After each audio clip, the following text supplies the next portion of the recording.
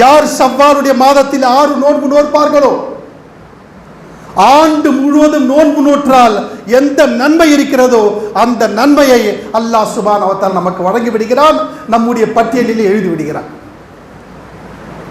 எப்படி ஒரு நபர் இஷாவுடைய தொழுகையை, சுபுடைய தொழுகையை ஜமாஅத்துடன் தொழுதால் முழு இரவு தொழுத நன்மையை அல்லாஹ் நமக்கு வழங்குகிறானோ, முழு இரவு தொழுத நன்மையை நம்முடைய பட்டியலில் எழுதுகிறானோ, அதே போன்று தான் ஷவ்வாலுடைய நோன்பு யார் நோற்பார்களோ ஆண்டு முழுவதும் நோன்பு நோற்ற நன்மையை நம்முடைய பட்டியலிலே பதிவிடுகிறார்.